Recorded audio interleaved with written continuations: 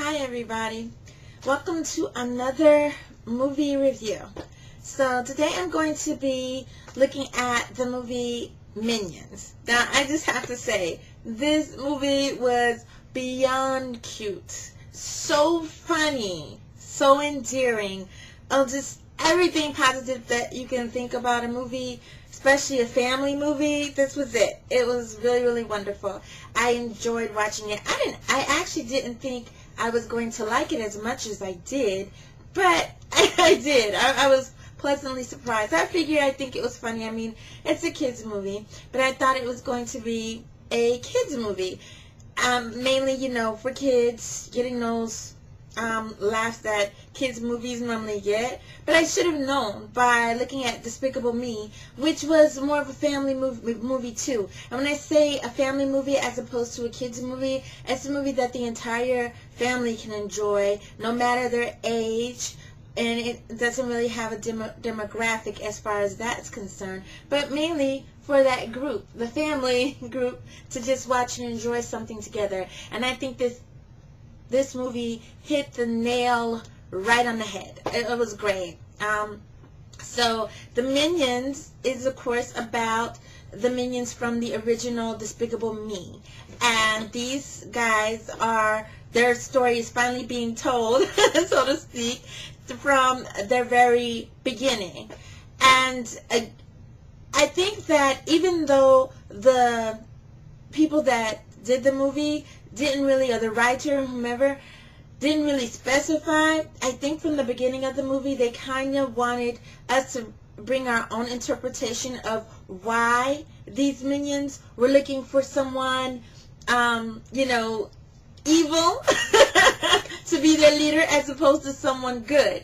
And this is my interpretation of it. Some may have a different interpretation, and I love to hear them, but or read about them, below the screen. But this is my interpretation of it. They go and they show how the minions came to existence around the time of the dinosaurs.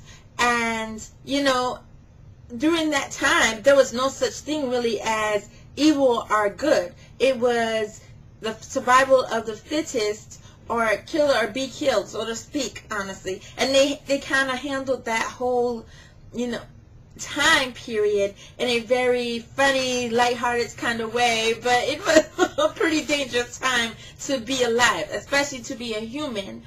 But what they did was show how their process of thinking. And they basically wanted to be with the biggest and the baddest, because that's the one that usually ended up surviving and, taking out everybody else. And usually it was the biggest and baddest dinosaur at the time. And then it became the humans, because the humans, they found, could not only defeat sometimes the biggest and the baddest dinosaur, but they also could think. And while the thinking process thankfully evolved, it brought them to understand that, they could think and be able to survive, even though they may not be the biggest being on this planet at this time, because their survival tactics come from not only brawn, but also from brain. And they see this as a perfect combination. And so biggest doesn't always mean the one that survives. So, and from this, they become drawn to the humans, but they still are drawn to the human that can survive, And again, good and evil doesn't really play a part in that. But as they evolve and they see the world around them changing, they see that the ones that are evil are very similar to the ones they saw at the beginning of time. That their whole purpose in life is to be the ones that survive and the ones that rule over others, which just happen to be the evil ones. Because that's their main purpose in life, is to rule over others and show everybody how big and strong they are and how smart they are and how they can rule the world. Isn't that the evildoers' main phrase? One day I will rule the world. Who would want to rule the world? I don't know, but okay. Anyway, it's a great story. It's a great premise and a great an explanation or the way they let people bring in their own interpretation of, you know, why the minions are. And maybe mine's a little bit too deep, maybe not deep enough, but that's what I get from it, because they really didn't say. They just kind of like show how they have been around for such a long time period. And they also even show how the minions find out that they can survive without a leader, but they can't really exist, or they can't thrive, they can't really live. Their main purpose is to have someone to work for and to support and to, you know, keep doing evil things and everything like that. But the difference and the significance between the minions and any other old, you know, Igor out there is that the minions want someone that, you know, is a survivor and is a take charge kind of person, but also someone that may do evil things, but is not going to be mean to them, and is going to take care of and care about them.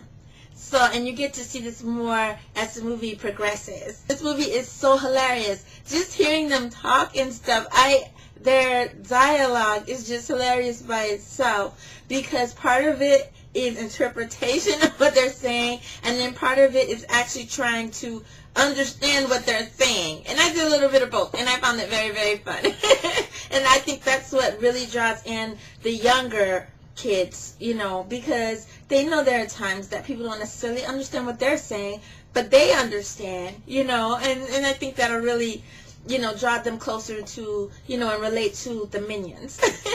So, the Minions movie stars Sandra Bullock as Scarlet Overkill, the most evil of all evildoers. John Hamm as Herb Overkill, her loving and supportive husband. And then you have Michael Keaton as Walter Nelson, and Allison Janney as Madge Nelson, the other married couple that becomes a part of the Minions' life. And they're the ones that actually lead the Minions in the right direction. So yeah, so cool, so cool.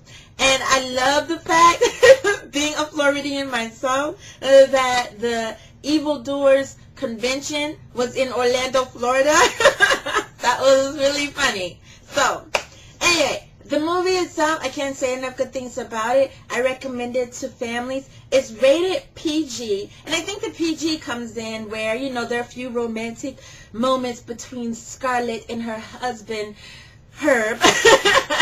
And then the fact that, you know, these are evildoers, and, you know, explaining to maybe the smaller kids, or maybe not, just letting them see this is imagination. Some kids can actually see imagination. Evil is not a good thing. This is just fun and imaginative in a good way. And, you know, I'm sure they've had this talk if the kids have seen Despicable Me. Anyway, there was nothing I didn't like about this movie. It was great. I liked everything about this movie.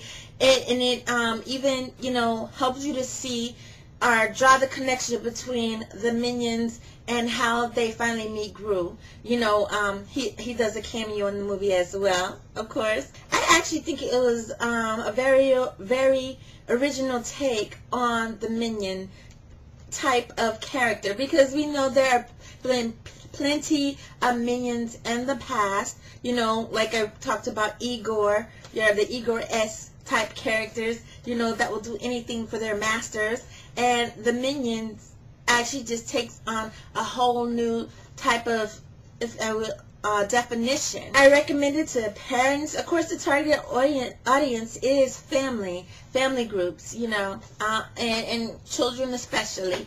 And I think all the kids will love it. You know, the children, the babies, the teens, the tweens.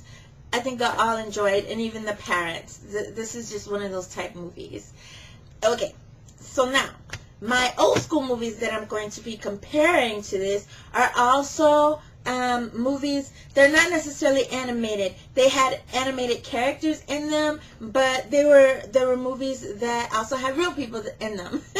So, and it was more of, especially the first movie that I'm talking about, where the real people were in the movie. The movie was shot in an actual wet manner, and then the animated character was added later. So, and this movie is my all-time favorite Disney movie. All-time favorite. Pete's Dragon. Now, this movie came out in 1977, and it stars Sean Marshall as Little Pete, the little boy right there. Oh, right here.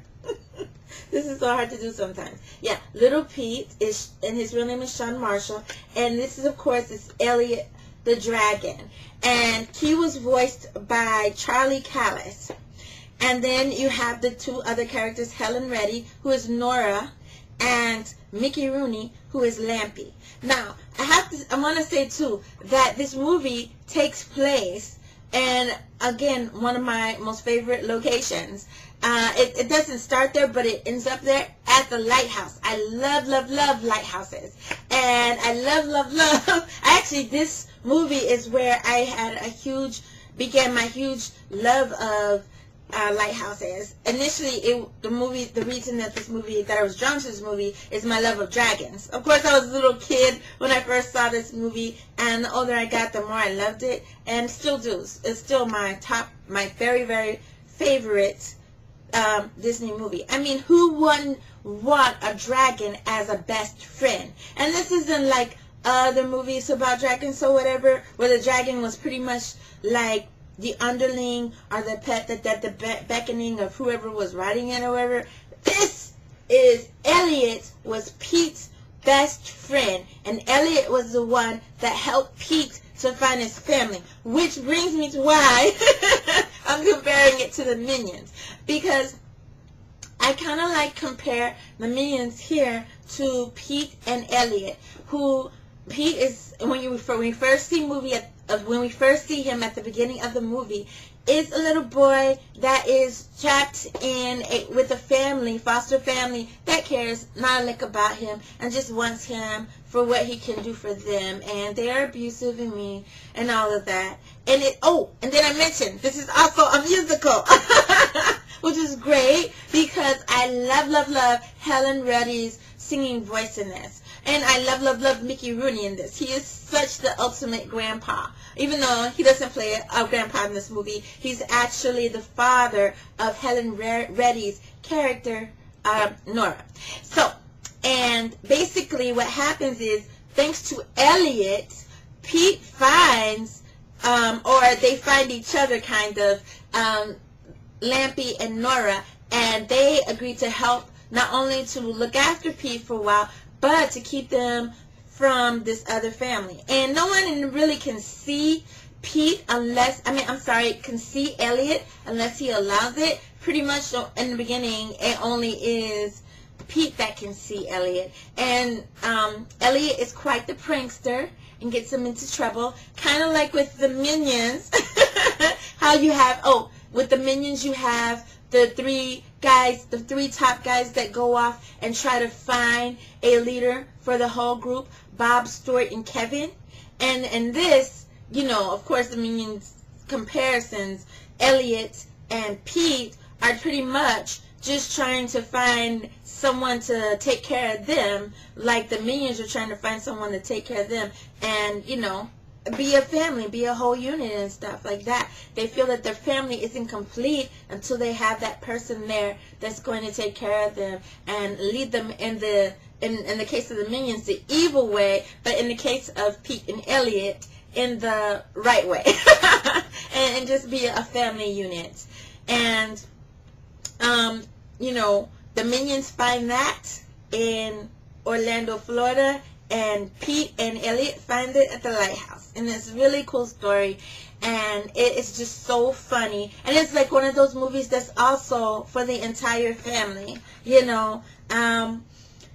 It was rated G, and I think it could have been rated PG only because of the abusive family that Pete is initially with. But they kind of because it's a musical and because it's Disney, they kind of make light of it. Like I said, this is my top most favorite Disney movie ever, because it combines everything I love about, you know, the childhood love, you know, dragons and lighthouses. And finding family and musicals. Just a great combination, yeah? A mixture of everything. Alright, so enough about that. My second movie that I wanted, our old school movie, is Space Jam. Now this, I think, compares even better with the Minions, because this is a group of zany characters, the Looney Tune guys, and their thing is that, you know, they find that they can exist on their own, and, you know, and they're happy, and everybody loves the Looney Tunes, but something threatens their existence. And so from that, they have to find someone to help them, because they realize that they cannot survive on their own, kind of like the Minions. Now, before I get into more of the storyline, let me tell you, Space Jam came out in 1996. It's rated PG. For the most part, it's just one of those great family movies everybody can watch. It stars Michael Jordan as himself, Wayne Knight. Most people know him as Newman from Seinfeld. Larry Bird as himself, Bill Murray as himself. A lot of other basketball players playing themselves. And it is just a really, really fun movie. Especially, and you don't have to like sports, and the kids love it. Love this movie. I remember when it came out. It was just such a cool movie for the kids to watch. This movie, Space Jam, like I said, the Looney Tunes are under attack from an alien force that has said that they are going to take the Looney Tunes back to their planet to enslave them unless they beat them in a game. And Bugs Bunny decides that, hey, let's go ahead and choose basketball, because the Looney Tunes are much taller and bigger, and I guess in his mind more athletic than these cute little aliens that came to try to take them away, except for the main guy, who's pretty big and brutal. Anyway, so, and it's like, okay, we'll do that. So at the time, when they're about to, just before they're about to play or whatever, the guys that are on the evil side, which are end up being called the Monstars, end up stealing the talents of Charles Barkley, Spud Webb, and some other guys, and taking away their basketball talents, and, you know, showing the Looney Tunes guys, hey, you thought you had an advantage, but you don't. So then the Looney Tunes have to go and find someone to not only help them beat these monsters, but also teach them how to play. Because they really don't know how to play either. They just had the advantage of height, you know, and pretty much brawn, because the other guys were little. Anyway, enters Michael Jordan, who is the greatest basketball player of all time at this time, and they realize they need him to help. And it's just very, very cool. And of course, comparing it to the Minions, Minions need someone to help them survive, and the Looney Tunes at this time need someone to help them survive too, because if these guys win, the Monstars win, then they take them back to their planets and no more Looney Tunes. And of course, they're being enslaved to, you know, to entertain the Monstars and the people on their planet, or the aliens on their planet. Wayne Knight, who plays Stan Podolak, who is Michael Jordan's assistant, is totally the definition of a minion, who will do any and everything Michael Jordan tells him to do, and to help him out, you know, and especially when, you know, he ends up disappearing and Stan doesn't know why. So it is a very, very cool story, very funny. The kids will love it. This is also a really cool family movie, and, you know, just to enjoy, just like the other two. So that is my recommendation, my critique for this time. I hope you like it. If you have any other movies that you think better compare to the Minions, let me know. And otherwise, I will see you next time.